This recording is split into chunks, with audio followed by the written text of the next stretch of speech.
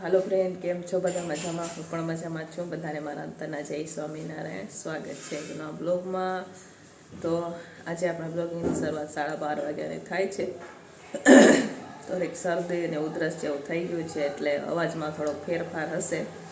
કેમ કે અત્યારે થોડુંક વાતાવરણ ઠંડુ છે ને, એટલે અને કાલે ગયા હતા અમદાવાદ, એટલે પવન પણ લાગી ગયો. એટલા માટે થોડોક ગળો પણ બેસી ગયો છે, એટલે અવાજ થોડોક આવતો હશે તમને અલગ જ.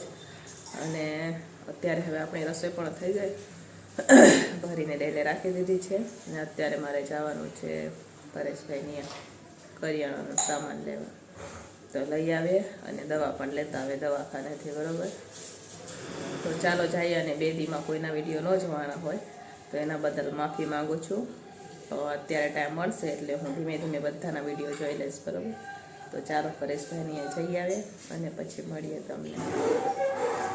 તો આપણે સામાન લઈને તો 3 વાગે આવી ગયા હતા ને અત્યારે વાગે છે 4. પછી તો મેં 1 કલાક ઘડીક વાર 10-1 મિનિટ મેં નાશ લીધી, કેમ કે બહાર ગઈ હતી તો બહાર પણ એવું વાતાવરણ છે, વરસાદ જેવું વાતાવરણ છે, એટલે વળી થોડોક તાવ જેવો આવી ગયો હતો.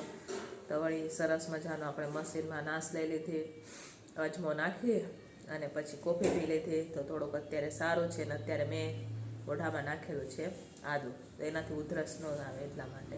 એ તો મોઢું ચાલો રહે આમ એટલા માટે, બરાબર.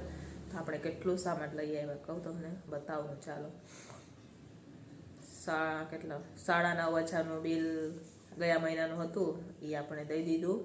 અને આ મહિને છે ને બાકીમાં લઈ આવ્યા, કેમ કે આ મહિનાનું બિલ હોય ને આવતા મહિને દેવાનું હોય મારે, એટલે ગયા મહિને 9,500 બિલ આપણે બની ગયું હતું, બરાબર. તો આ વખતે તો દાળ ઓછી આવી છે, બાકી તો બધું સામાન આપણે 15 દિવસનું લઈ આવ્યા. તો ચાલો હું તમને બતાવું. આ તમે જોઈ શકો છો, આપણે 15 દિવસની વસ્તુ બધી લઈ આવ્યા છે.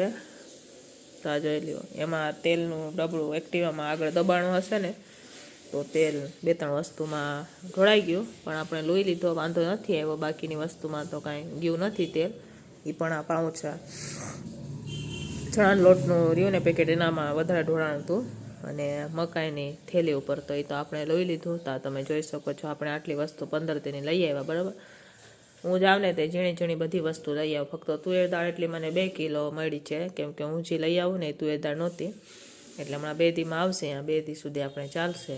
બાકી તો મીઠું, surf Excel powder, wheel powder, હિંગ, મમરા, એસિડ, ફિનાયલ, સાબુ છે, ચણા લોટ, 2 કિલો મરચું, કોલગેટ આપણે આ ફ્રીમાં આવેલું છે, તેલ ભેગું, બરાબર.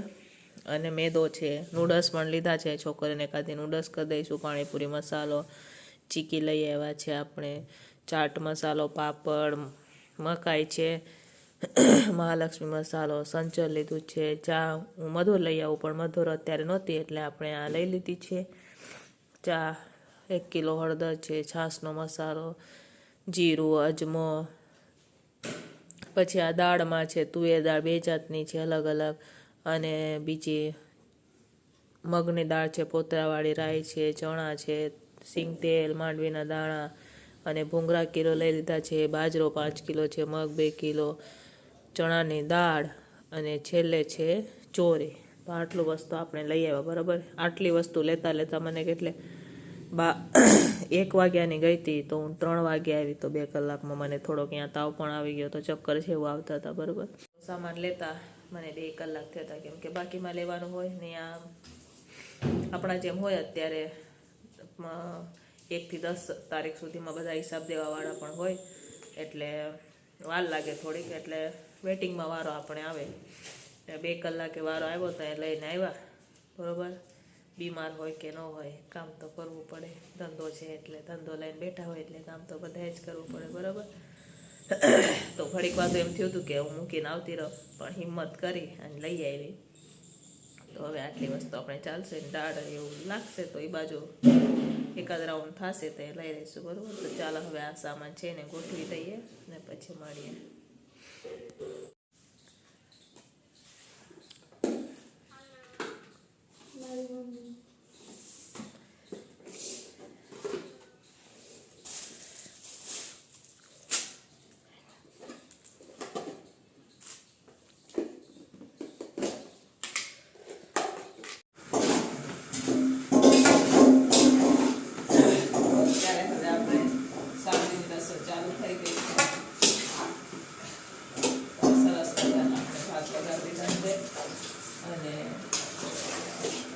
ટમેટાની ગ્રેવી બનાવી રહી છું, કેમ કે કાલે મકાઈનું શાક દેવાનું છે ને, તો ગ્રેવી અત્યારે કરી લઈએ તો સવારે વાંધો ન આવે.